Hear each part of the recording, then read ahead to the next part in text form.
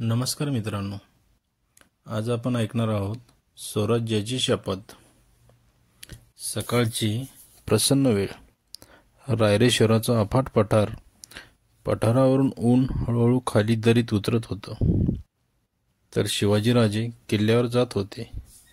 सारीकडे पिवळं पडलेलं गवत, त्यामुळे पठार सोनेरी भासत होतं आणि तो सोन्याचाच दिवस होता. आज राजे आणि त्यांचे सहकारी किल्ल्यावर चालले होते. ते रायरेश्वराच्या देवळात शपथ घ्यायला. साधीसुधी शपथ नाही, तर स्वराज्य स्थापनेची शपथ. तो दिवस होता 27 एप्रिल 1645. राजांनी देवळात प्रवेश केला आणि त्यांच्या सवंगड्यांनी. राजांनी पिंडीला नमस्कार केला आणि गर्जना केली, हर हर महादेव. त्यांना तानाजी, येसाजी आणि बाकीच्यांनी साथ दिली. त्या सगळ्यांनी शपथ घेतली हिंदवी स्वराज्य स्थापनेची. ते सगळे मंदिराबाहेर आले. उन्हाळा सुरू असला तरी गडावर छान हवा होती.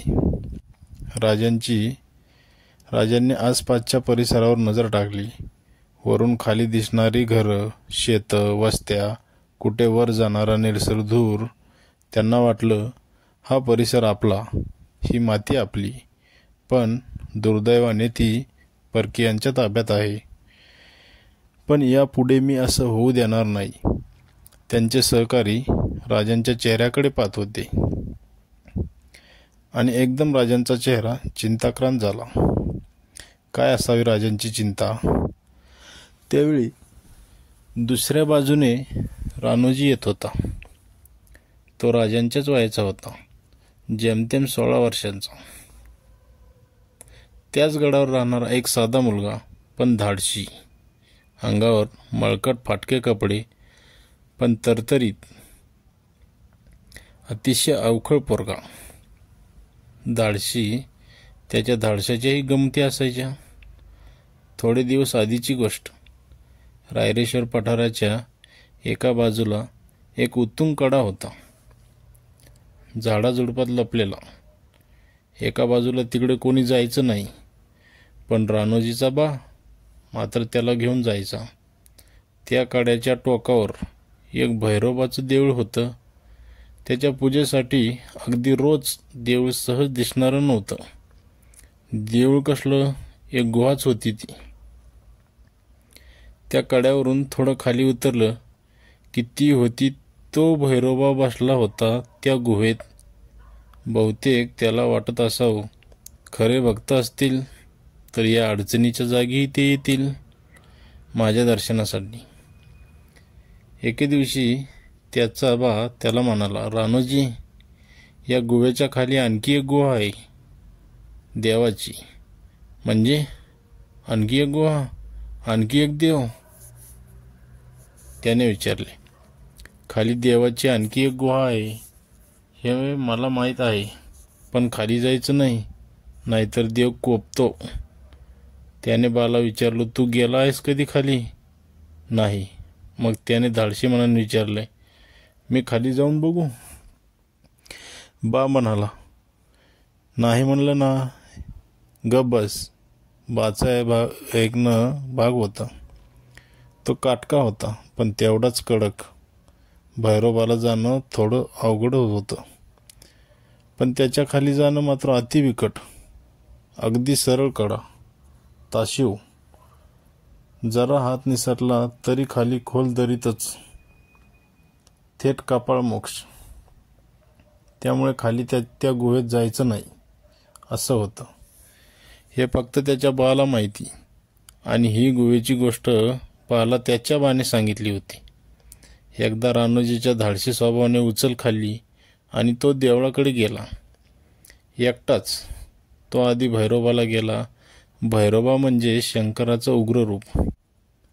त्या जुन्या काळ्या पाषाण मूर्तीला शेंदूर थापलेला होता, पण कमी झालेला तो देवाच्या पाया पडला. त्याचे आशीर्वाद घेऊन तो खालच्या गुहेत उतरू लागला. सोपं काम नव्हतंच ते.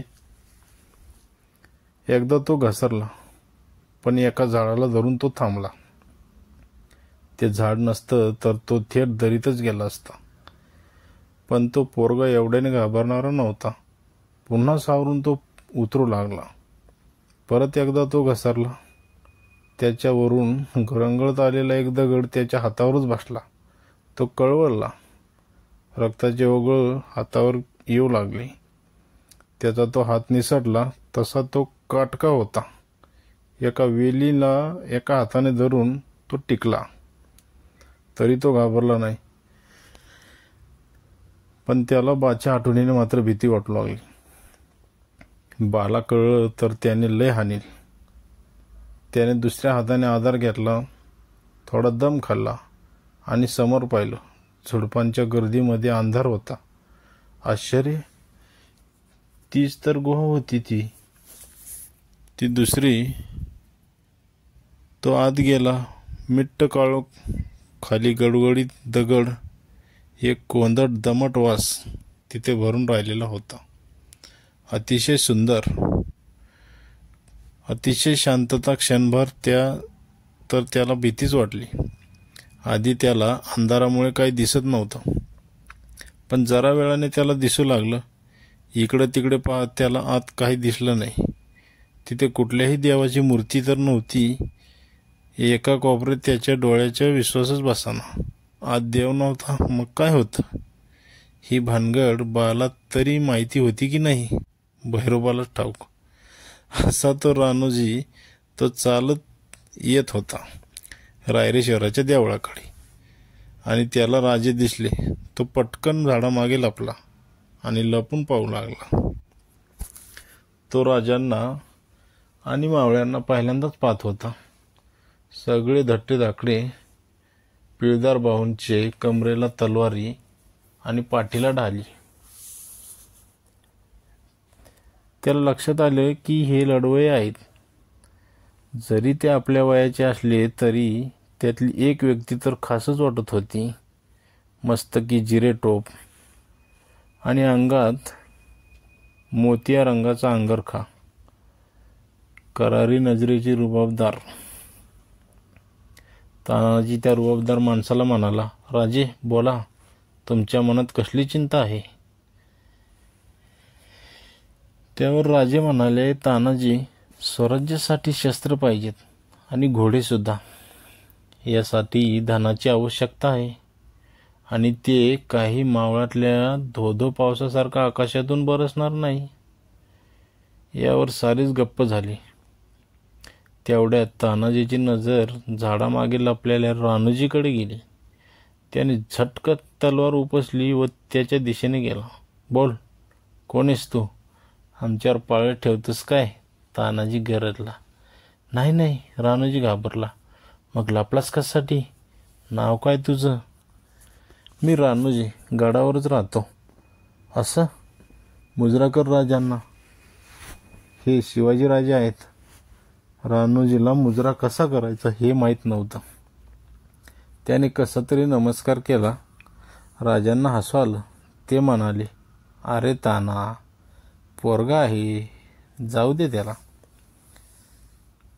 असं जाऊ द्यायचं? तानाजीला वाटलं शेवटी तानाजी तो. त्याने तिरक्या नजरेने रानूजीकडे पाहिलं. त्यावर राजांनी पुन्हा त्याच्याकडे हसून पाहिलं. त्यावेळी तो रानूजीला हायसं वाटलं. तो धीर करून म्हणाला, एक सांगू, पण माझ्या बाला सांगायचं नाही. ठीक आहे बाळा. बाला नाही तर मग आईला सांगतो, तानाजी मिस्किलपणे म्हणाला. राजे हसले. नाही सांगत. बरं, बोल.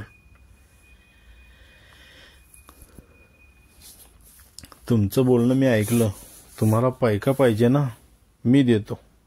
सगळेजण त्याच्याकडे आश्चर्याने बघू लागले. काय खुळे हे? अशा अर्थाने मी देतो. आणि तू कोण रे, नवकोट नारायण? पुन्हा तानाजी म्हणाला. तसे सारे हसले, पण राजांच्या लक्षात त्याचा भाबडेपणा आला. ते म्हणाले, ताना, अरे बोलू दे त्याला. त्यावर रानूजीने एक नजर तानाजीकडे टाकली. त्याचा अंदाज घेतला. मग राजांचा चेहरा पाहून तो बोलू लागला. रानोजीने त्याची गंमत सांगितली आणि सगळ्यांचे डोळे विस्फारले. भैरोबाच्या त्या गुहेत एक घडा होता, सुवर्ण मुद्रांनी भरलेला. तो तिथे कोणी ठेवला होता, कधी ठेवला होता, एक भैरोबाला ठाऊक. आणि त्या सुवर्ण मुद्रा कुठल्या काळातल्या होत्या ते सांगणं त्या क्षणाला अवघड होतं. रानोजी पुढे म्हणाला, पण तिथे गेलं की देवाचा कोप होतो. क्षणात राजे म्हणाले, चांगल्या कामासाठी देव काही कोपत नाही. तो परत म्हणाला, पण तिथे जाणं खूप अवघड आहे. राजे फक्त हसले. त्याला मावळ्यांची ताकद माहीत होती. त्याला मावळ्यांची ताकद माहिती नाही अशासाठी हे हसणं पट होतं. 4 जण खाली उतरले पटापट आणि रानोजीही त्यांचा उत्साह पाहून त्यालाही ऊर्जा आली. त्याने गुहा दाखवली आणि तो घडाही. तानाजीने डोक्याचा मुंडू सोडला. तो घडा बांधून त्याने पाठीवर घेतला आणि निघाला की गडी. ते वर आले. राजा अतिशय आनंदले. हा तर शुभ शकून होता स्वराज्यासाठी. ही भैरवाची कृपा होती की रानोजीची. राजांनी तर रानोजीला मिठीच मारली. तो बिचारा बावरला. मग राजे म्हणाले, त्यांच्या मागे सगळेच म्हणाले, जय रायरेश्वर.